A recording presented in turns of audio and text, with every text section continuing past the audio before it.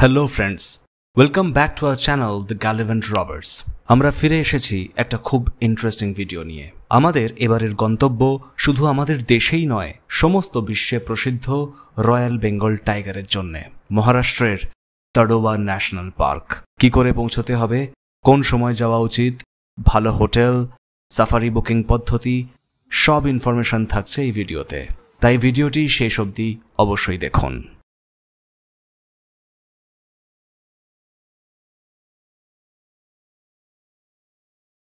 পয়লা মে 2024 ভোর 3:30 সময় আমাদের বাসস্থান থেকে যাত্রা শুরু করলাম।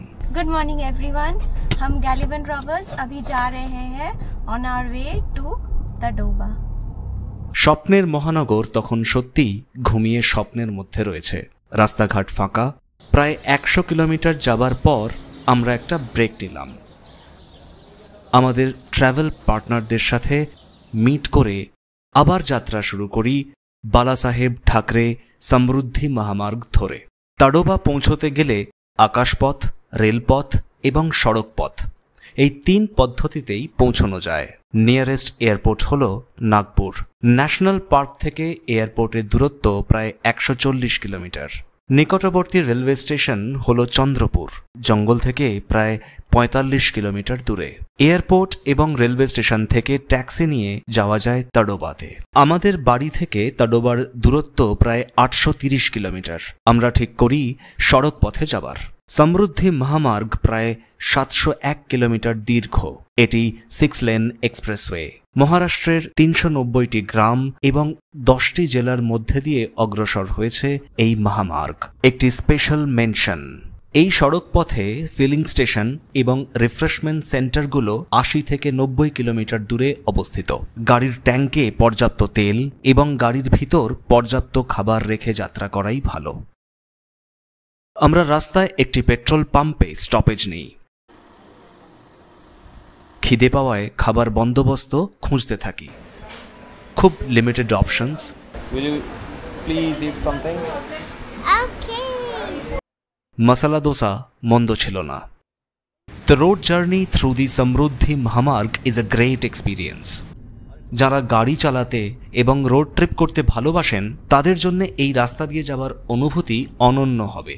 লাইট ভেহিকলসের স্পিড লিমিট 100 কিলোমিটার প্রতি ঘন্টায়। একটি ব্যাপার মাথায় রাখতেই হবে, রাস্তাটি সিমেন্টের তৈরি, তাড়াতাড়ি টায়ার গরম করে দেয়, আর সেই থেকে টায়ার বার্স্ট করার সম্ভাবনা থাকে। তাই স্পিড লিমিটের মধ্যে গাড়ি চালানোই ভালো। দুপুর 2টোয় ওয়ার্ধা পৌঁছই আর এখান থেকে সমৃদ্ধি মহামার্গ থেকে নেমে যাই। এখনও 135 কিলোমিটারের বেশি যাত্রাপথ বাকি ছিল। লাঞ্চ ব্রেক নেওয়া হয় ডমিনোসে।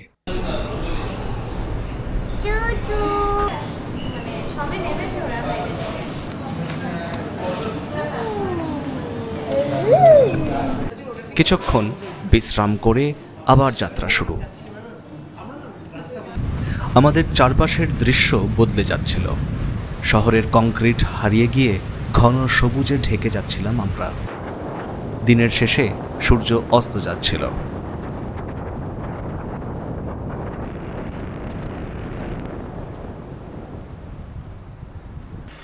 সন্ধে 6টায় আমরা পৌঁছই ফরেস্ট এন্ট্রি গেটে।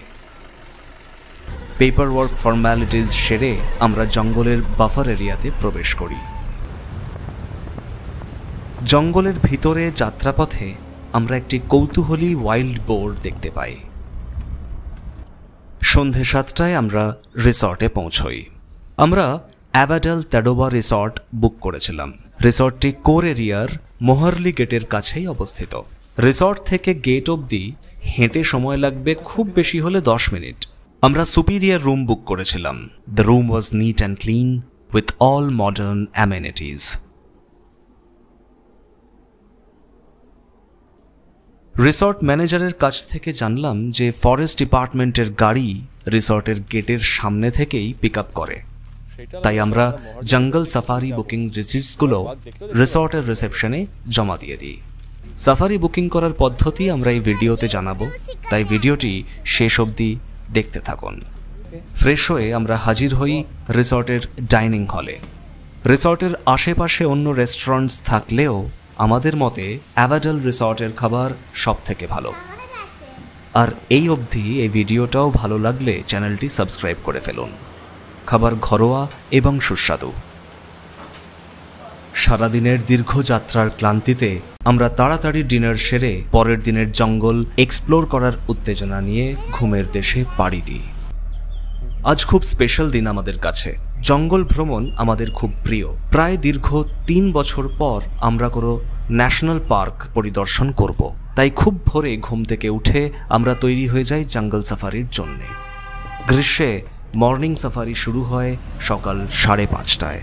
আমরা অধীর আগ্রহে অপেক্ষা করতে থাকি আমাদের সাফারি গাড়ির জন্যে। এরপর এসে উপস্থিত হয় ফরেস্ট ডিপার্টমেন্টের জিপসি। আমরা মোহরলি কেটে গিয়ে পৌঁছই। ততক্ষণে আরও বেশ কয়েকটি গাড়ি পৌঁছে গিয়েছে।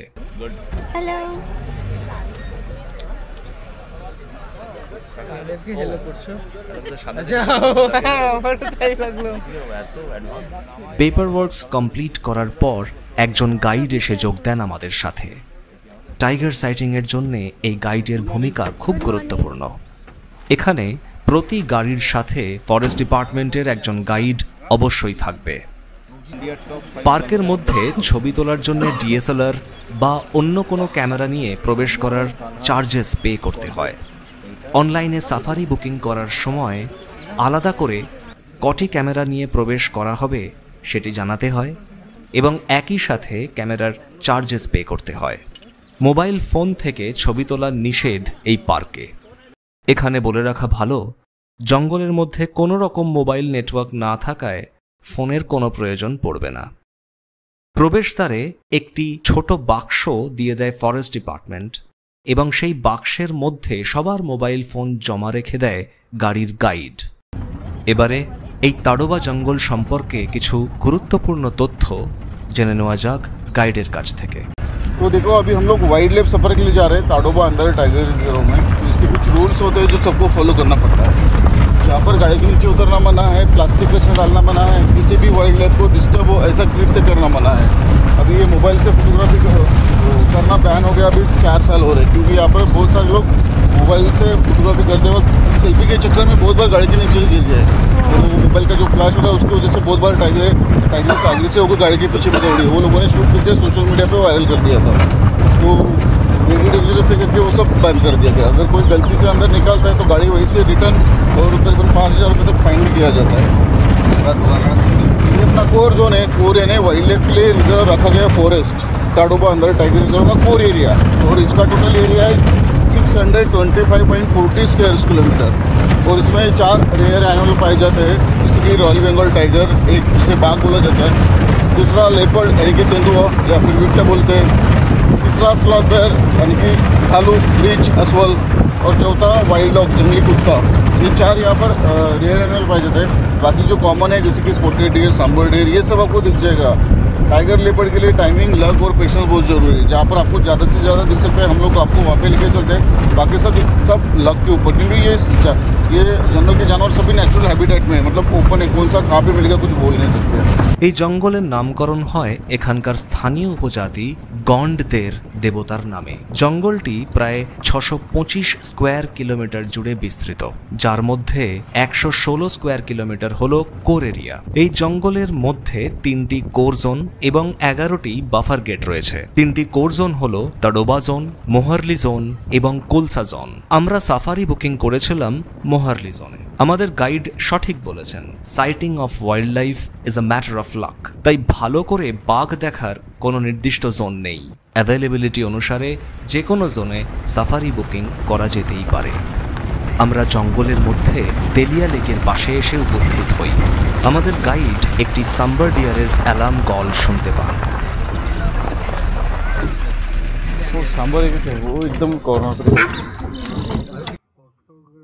প্রথমে আমরা কিছু দূরে থাকা কয়েকটি সাম্বার ডিয়ার দেখতে পাই, আর তারপরেই মাহেন্দ্রক্ষণ। দূরে ঘাসের মধ্যে হলুদ কালো ডোরাকাটার বিচরণ।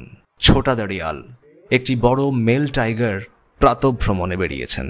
বাঘটি আমাদের থেকে বেশ দূরে থাকলেও শরীরের মধ্যে শিহরণ ভালোই টের পাই। এরপর তিনি হারিয়ে যান জঙ্গলের ঘন সবুজের আড়ালে। জঙ্গলে বাঘ দেখতে নিঃসন্দেহে ভাগ্যের প্রয়োজন, আর আমাদের প্রথম সাফারিতে জঙ্গলে প্রবেশ করেই বাঘ দেখতে পাওয়ায় আমরা উচ্ছ্বসিত হয়ে পড়ি। যদিও তখনও আমাদের জানা নেই যে এই সফরে আমাদের ভাগ্য আরও সহায় হবে ব্যাঘ্র দর্শনে। এই তেলিয়া লেক এই জঙ্গলের মধ্যে বাঘ দেখার হটস্পট। এই লেকটি অতীতে দেখেছে অনেক বাঘের এলাকা অধিগ্রহণের লড়াই, অনেক ব্যাঘ্র শাবকদের বড় হয়ে জঙ্গলে ক্ষমতা প্রতিস্থাপনের ইতিহাস। Also this lake is an integral part of wild life conservation inside the park. লেকের পাশে বেশ কিছুটা সময় কাটিয়ে আমরা এগিয়ে গেলাম। তডোবা ন্যাশনাল পার্ক অক্টোবর থেকে জুন মাস অবধি খোলা থাকে। বর্ষায় পার্ক বন্ধ হয়ে যায়। শীতকালে সাফারি করতে আরাম লাগলেও গ্রীষ্মের প্রবল গরমে জলাশয়গুলির পাশে বাঘ দেখার সম্ভাবনা প্রবল থাকে। জিপসি সাফারি বুক করেছিলাম মহারাষ্ট্র ইকো ট্যুরিজমের ওয়েবসাইট থেকে। লিঙ্ক ডেসক্রিপশন বক্সে দেওয়া রইল। কোর এরিয়াতে একটি সাফারির খরচ গাড়ি প্রতি ৭,৫০০ টাকা এবং বাফার এরিয়াতে গাড়ি প্রতি ৫,৫০০ টাকা। খেয়াল রাখতে হবে পুরো জিপসি বুক করতে হবে। শেয়ার্ড বুকিং হয় না এখানে। সাফারির খরচ সারা বছর ওঠানামা করে, তাই বুকিং করার আগে ওয়েবসাইটে খরচ দেখে নিতে হবে। সাফারি করতে সময় লাগে ৪ ঘন্টা। জলের বোতল অবশ্যই সঙ্গে রাখতে হবে। Usage of plastic is prohibited inside the forest for good reasons. জঙ্গলের মধ্যে পাখির সম্ভার লক্ষণীয়। প্রথমে দেখি ইন্ডিয়ান রলার, আর পরে মটলড উড আউল।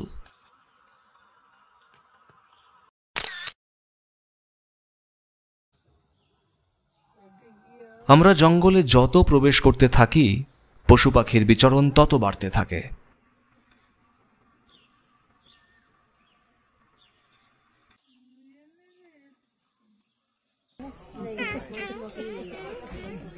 এরপর আমরা পৌঁছই একটি রেস্ট শেল্টারে। এখানে শুধুমাত্রই টয়লেট ফেসিলিটি রয়েছে, কোনো রকম খাবার বা পানীয় জলের ব্যবস্থা নেই। After a brief stoppage, we again started our safari. এরপর দেখতে পেলাম ইন্ডিয়ান নাইটজার।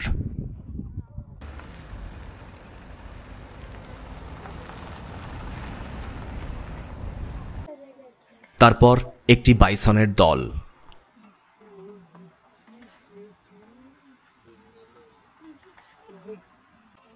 এবং অনেক হরিণ।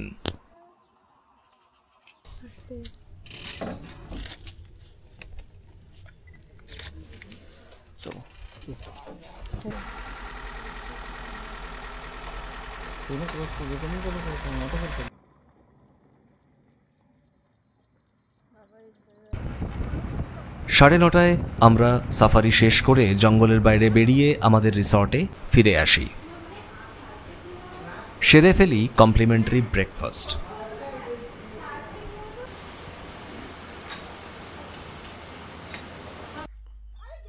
প্রাতরাশের পর রিসর্টের মধ্যে এক্সপ্লোর করি। বেশ কিছু রিক্রিয়েশনাল অ্যাক্টিভিটিস রয়েছে এখানে। Nestled in the lap of nature, this resort offers a unique blend of comfort and wilderness, making it an ideal destination for wildlife enthusiasts and nature lovers. সুস্বাদু লাঞ্চ সেরে আমরা আবার তৈরি হয়ে যাই দুপুরের সাফারির জন্য। ২:৩০-এর সময় আসে আমাদের gypsy. Welcome to the safari land of jungle. সকালে সাফারির সময় টেম্পারেচার ছিল ২৫ থেকে ৩০ ডিগ্রি, তাই আমাদের খুব বেশি কষ্ট হয়নি। কিন্তু দুপুরের ৪২ ডিগ্রি তাপমাত্রা আমাদের মনে করিয়ে দিচ্ছিল যে আমরা মহারাষ্ট্রের উষ্ণতম স্থানে আছি, Chandrapur district. After entry formalities at Moharli Gate, we got inside the jungle. और कुछ अच्छा बर्ड्स वगैरह दिखे तो भी बता दीजिएगा। প্রবেশ করতেই একদল সাম্বার ডিয়ার আমাদের অভ্যর্থনা জানায়। বেশ কিছুটা ভিতরে প্রবেশ করে এক জায়গায় দেখি অনেক ফরেস্ট ভেহিকেলের সমাগম। বুঝলাম বাঘ দেখা যাচ্ছে। Mowgli, a young dominant male tiger, জলের মধ্যে অর্ধেক ডুবে ছায়ায় আরাম করছে। তারপর উঠে দাঁড়িয়ে জলাশয় পার করে গভীর জঙ্গলে অদৃশ্য হয়ে গেল। আর আমাদের সাথে রয়ে গেল এক অসামান্য স্মরণীয় মুহূর্ত। রিসেন্ট টাইগার সেন্সাস অনুযায়ী তাডোবার জঙ্গলে 115টি বাঘ আছে। আমাদের ভাগ্য সহায় যে আমরা তার মধ্যে 2টি দেখতে পেলাম। বাঘ ছাড়াও এই জঙ্গলে লেপার্ডস, স্লথ বেয়ার্স এবং ওয়াইল্ড ডগসের মতো প্রেডেটরস আছে, কিন্তু বাঘ ছাড়া বাকিরা আমাদের দর্শন দেননি। জঙ্গলের নিস্তব্ধতা, সৌন্দর্য এবং জঙ্গলি গন্ধে মন মোহিত হয়ে উঠছিল। একটি কুমিরের দেখা পেলাম। শিকারী পাখিদের মধ্যে হানি বাজার্ড দেখলাম আর একটি ক্রেস্টেড সার্পেন্ট ঈগল জুভেনাইল। সূর্যাস্তের সময় আমরা এসে হাজির হলাম তেলিয়া লেকের পাশে। আমাদের সাফারি প্রায় শেষ। জঙ্গলের মধ্যে সানসেটের সেই অপরূপ দৃশ্য স্মৃতির মণিকোঠায় থেকে যাবে সারা জীবন। কিন্তু আমরা এখানে সানসেট দেখতে দাঁড়াইনি। দিনের আলো ক্রমশ কমে আসছে এবং জঙ্গলে অন্ধকার খুব দ্রুত নেমে আসছে। আর সামনে এক ঝোপের আড়ালে বসে ছোটা দাঁড়িয়াল। পৃথিবীর সমস্ত হাই অকটেন সাসপেন্স থ্রিলার এই অনুভূতির সামনে ডাহা ফেল। এই রোমাঞ্চের জন্যেই তো জঙ্গলে ঘুরতে আসা। বাঘটা উঠে হাঁটাচলা করলে খুব ভালো ছবি তোলা যেত, কিন্তু সে আরামে বসে নিজের জায়গা থেকে একটু না নড়ে আমাদের দিকে তাকিয়ে রইল। সময় অতিক্রান্ত হয়ে যাওয়ায় আমরা তাডোবার মায়াবী জগৎ পিছনে ফেলে রেখে বেরিয়ে এলাম।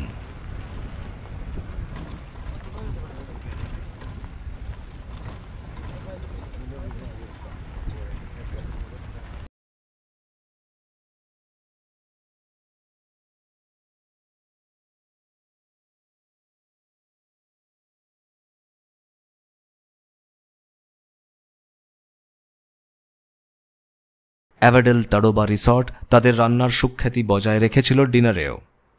খাবার পর চলল আমাদের আড্ডা। আমরা প্রাতরাশ সেরে রিসর্ট থেকে চেক আউট করি। Avadel Tadoba is one of the best options to stay near Moharli gate of Tadoba national park. A nice resort with top notch hospitality from the hotel staffs. বলা হয় যে ভ্রমণের অভিজ্ঞতা বেশিরভাগটাই আমরা সময়ের সাথে ভুলে গেলেও বাঘ দেখার অভিজ্ঞতা সারা জীবন মনে থেকে যায়, কারণ মুহূর্তটা এতটাই অভাবনীয় হয়। আর এরকম অনেক মুহূর্ত প্রত্যক্ষ করতেই আমাদের জঙ্গলে ছুটে যাওয়া। আমরা দ্য গ্যালিভান রভার্স প্রকৃতি এবং জঙ্গল খুব ভালোবাসি। আমরা অবশ্যই আরও ওয়াইল্ড লাইফ এক্সপ্লোর করব এবং সেই সব অভিজ্ঞতা এই চ্যানেলে সবার সাথে ভাগ করে নেব। তাই চ্যানেলটি সাবস্ক্রাইব করুন। ভিডিওটি ভালো লাগলে লাইক এবং শেয়ার করুন, যাতে এই সব তথ্য অন্য ভ্রমণ পিপাসু মানুষদের কাছে পৌঁছে যায়। দেখা হচ্ছে পরের ভিডিওতে। Till then, stay safe, stay healthy, and please keep your surroundings clean, as we have only one earth to protect.